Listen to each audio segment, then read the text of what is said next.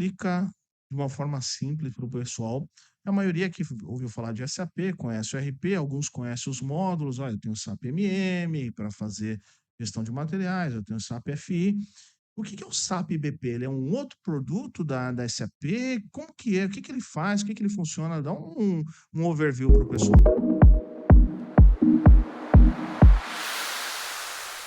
Um bom ponto, porque muita gente tem dúvida, né? E mesmo quando a gente às vezes vai para as empresas, todo mundo acha que o IBP é o RP, né? Então vamos lá, a gente tem duas frentes na SAP hoje, o SAP RP, que ainda a gente tem a versão ECC e tem essa migração agora que quem é SAPês aí já está sabendo, né? A migração para S/4HANA, que é o RP, só que na plataforma, na nuvem. Quando eu comecei com o SAP, eu comecei no APO, né, que eu comentei, e aí migrou para o SAP BP. Então, são dois sistemas SAP, ambos na nuvem, eles se conversam, mas são dois sistemas apartados, Apartados. exato, parados. O S/4HANA, o RP é muito mais focado em execução, né, a parte operacional mesmo, então, né, módulos de MM, Faz aquisição, parte de compra, aquisição, parte de vendas, que nota. é SD, parte de FI e CO, que são financeiros e controladoria. E dentro do S4, nós temos a parte de planejamento também, que a gente separa um pouquinho. O IBP é um planejamento mais estratégico e tático, e no S4 a gente tem alguns módulos que trabalham com o planejamento de supply chain, que são o execution, que a gente fala, que é a parte logística. Então, a parte do EWM, que todo mundo deve conhecer, a parte de armazém, e o TMS, acho que os dois principais, que o TMS é a parte de transporte, Transportation Management, né? Então, a gente separa nesses dois mundos. O SAP BP, ele é mais focado em planejamento. Então, também é subdividido em módulos. Então, cuida da parte de produção, de compras, parte de S&OP, né, que é a parte de operações e vendas, parte de estoques. Então, você tem Control Tower, né, a torre de controle. Então, ele também é subdividido assim como é S4, o RP ele é subdividido em módulos. E ali a gente está numa camada mais superior, que é exatamente o planejamento.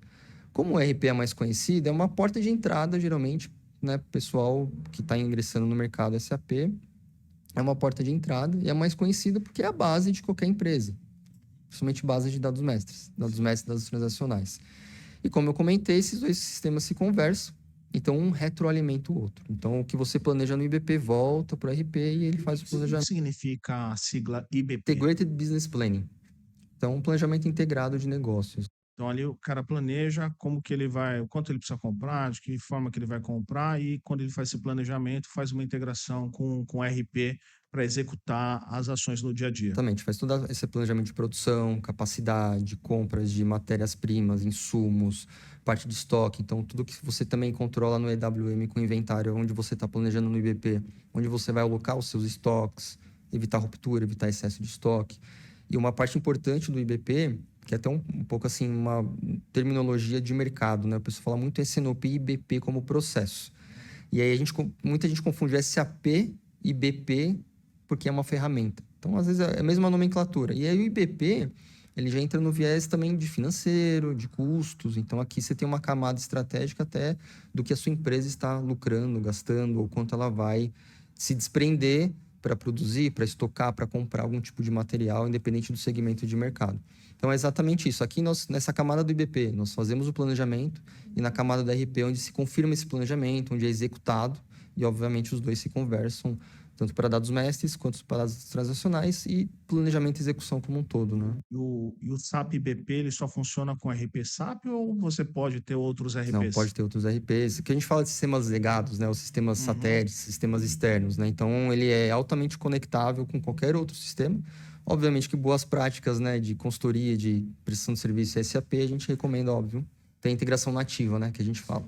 Com o RP É mais fácil. mais fácil para o cliente também, época de projeto, você tem um escopo menor, você tem todo o suporte da SAP, né?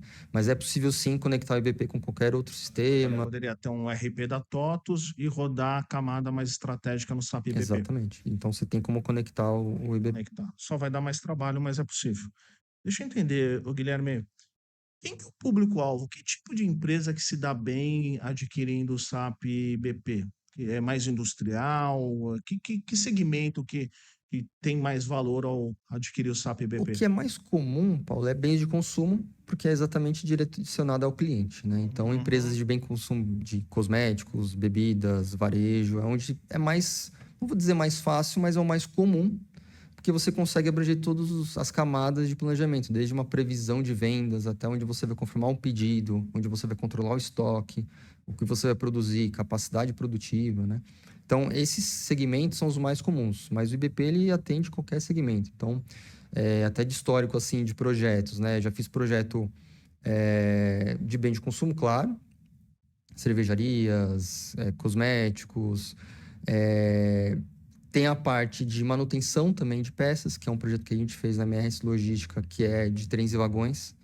Então, você consegue trabalhar com os dois sistemas, tanto o SONOP, fazendo um planejamento de vendas e operações, quanto o MRO, que a gente fala, né? Que é manutenções e reparos de operações.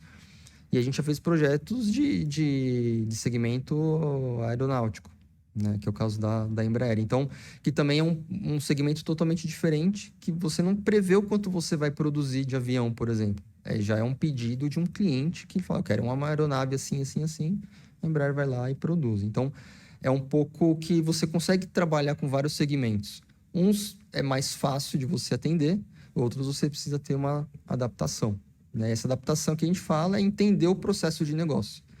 Então, não é simplesmente chegar com um sistema. Você tem que entender todo o negócio por trás e atender, né, as necessidades das empresas, né? Guilherme, você estava comentando com a gente sobre o IBP, que ele se integra com o RP, você começa a ter uma camada ali mais estratégica. Mas em termos de negócio, o que, que o IBP ele vai ajudar? Ele analisa as vendas, projeta a cadeia de reabastecimento, ele também controla aspectos de produção. Até onde vai o poder do IBP numa empresa grande? Ele pega todos esses aspectos que você comentou, Paulo, e aí você consegue centralizar isso numa única ferramenta, né? Então, quando a gente vai para as empresas, muita gente está trabalhando no Excel ainda, que é muito comum, natural. O Excel é o sistema De avançado de planilhas, planilhas. a gente brinca com a sigla SAP, né?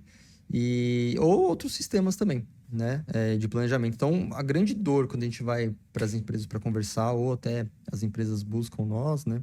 É exatamente isso, muita manualidade, não está com os dados centralizados, cada um trabalha basicamente no seu mundo. Então, essa falta de integração é onde o IBP entra, né? Assim, para facilitar o dia a dia do planejador, facilitar essa visibilidade. E ele tem, igual eu comentei, separado pelos módulos, e aí a gente trabalha desde a captação de histórico de vendas de um cliente da empresa até essa previsão estatística. Então, ele é bem robusto com essa parte de modelos estatísticos, machine learning, agora com a IA junto também para facilitar. Então, ele vem desde essa camada de planejamento de demanda, planejamento de vendas, vem com a parte de SNOP, que é exatamente essa colaboração entre as áreas. Então, você consegue orquestrar o que cada área está fazendo, financeiro, marketing, compras, produção, PCP. Ele consegue integrar tudo isso e você tem uma ferramenta colaborativa. E nesse sentido colaborativo é exatamente cada um colocar o seu número ali. Então, vendas quer vender 1.000 unidades, mas o comercial negociou 1.500, mas o PCP lá tem capacidade para produzir 500. Que é até o que o pessoal brinca muito, assim, né? Essa guerra entre comercial, vendas, PCP. Acontece, a gente sabe, porque cada um ali vai defender um pouco o seu interesse e tem as metas, obviamente, da empresa, comerciais e financeiras, claro. Então, ele vem também para ajudar a centralizar essas informações, facilitar a colaboração, orquestrar todo esse processo que a gente sabe que não é fácil. É bem complexo. Então, só para imaginar, você tem as vendas que ele analisa, ele olha o que você tem em estoque, ele olha a sua capacidade produtiva, ele projeta ali através das metas o que você pretende vender no futuro, e aí tem toda essa parte de IA e de cálculos pesados, estatística pesadona que ele faz por trás para definir o quanto que tem que ser. É nessa Exatamente, linha, Guilherme? exatamente. Então, assim, você vendeu em dezembro, novembro, outubro do ano passado, 1.000, 1.500, 2.000. Vamos prever o nosso forecast, né? A nossa demanda para os próximos meses. Eu preciso identificar ali os próximos meses o que eu vou vender. Né? Vou ter um evento, vou ter o carnaval, né? Então, cervejaria. Putz, cervejaria vai aumentar o seu pico ali de vendas, o qual, obviamente, você vai ter que aumentar sua produção, você vai ter que estocar mais para não evitar ruptura no cliente, evitar ruptura na ponta. Então, você tem que já prever isso. Então, o SNOP ele ajuda um pouco nessa questão de você conseguir orquestrar todas essas áreas, né? Obviamente, baseado no que a gente falou ali, ter essa previsão com modelos estatísticos e ter essa colaboração entre as áreas para entrar num consenso, que é o que a gente fala que é a reunião de consenso para você definir um número que a empresa vai seguir para os próximos 3 meses, por exemplo. Eu entendo que, por exemplo, um consultor de SAP IBP, Não que ele precise ser um matemático, mas ele tem que saber, dentro dos algoritmos disponíveis, qual que é o melhor para o cliente. Exatamente. Se aquele cenário. É um trabalho que a gente faz que é bem isso, assim, óbvio, se você tem esse viés matemático, se você tem essa formação e tal, você consegue entender, porque não são cálculos simples, né? Fórmulas simples. Mas o objetivo, sim, o consultor, cara, ele precisa entender o que cada modelo faz, como aplicá-lo. Então, tem um modelo de tendência, tem um modelo sazonal, tem um modelo que é uma média simples. Então, dependendo da necessidade do cliente e até de cenários que a gente fala, né? Uma das objetivos do IBP também é trazer essa visibilidade de cenários que a gente comenta e simular cenários. Então, por exemplo, vai ter o evento do carnaval. Eu vou simular diversos cenários de vendas, ver o que vai me atender mais, onde eu vou ter que ter uma produção maior, onde eu vou ter que estocar mais, dependendo da região. Então, você consegue simular esses cenários baseado nesses dados. E, obviamente, quem está implementando ou quem está operando, né, o IBP, ele precisa ter uma ideia do que está por trás da ferramenta ali, né? Então, que a gente fala muito também dos processos, né? Então, assim, não adianta só conhecer a parte técnica, você precisa entender do processo e saber como aplicá-lo, né? Você ir lá e configurar uma coisa, mas você entender o processo e onde você vai aplicar e como vai aplicar, aí você precisa ter É óbvio que isso é uma via de mão dupla com o cliente, com a empresa, mas você precisa ter um direcional também. E a empresa precisa estar preparada, né? A gente sabe que Cultura, né? De cultura, planejamento, né? exato. Então, assim, ok, vamos implementar o IBP. Qual modo?